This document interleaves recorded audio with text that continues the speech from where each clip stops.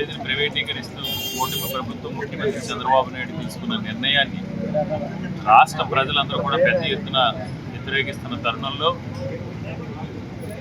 YSR Congress party అధ్యక్షులు మాజీ ముఖ్యమంత్రి వర్యులు శ్రీ వైఎస్ జగన్మోహన్ రెడ్డి గారి ఆదేశాల మేరకు ఈ ప్రభుత్వ మెడికల్ కాలేజీ ప్రైవేటీకరణ విషయంలో ప్రజాభిప్రాయానికి అనుకూలంగా మనం నడుచుకోవాలనే ఉద్దేశంతో ప్రజాభిప్రాయాన్ని తేటతెల్లం చేస్తూ 1 కోటి సంతకాల సేకరణ కార్యక్రమాన్ని చేపట్టడం జరిగింది.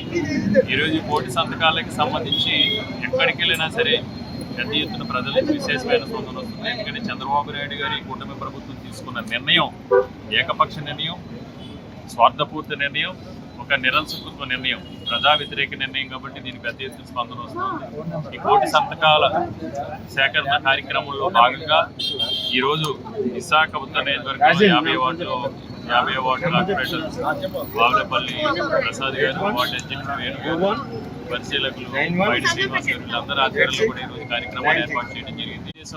చంద్రబాబు నాయుడు గారు ఏదో ఇది తన టెరిటరీ అనుకుని ప్రజాస్వామ్యాల అధికారం శాశ్వతం అనుకుని ప్రజలు ఇచ్చిన అధికారాన్ని ప్రజా ప్రయోజనాల కోసం కాకుండా స్వార్థపూర్తి రాజకీయ ప్రయోజనాల కోసం ఉపయోగిస్తూ ఒక దుర్మార్గపు రాజకీయాలు ఈరోజు కూటమి ప్రభుత్వం కానీ ముఖ్యమంత్రి చంద్రబాబు నాయుడు గారు కానీ చేస్తున్నారు.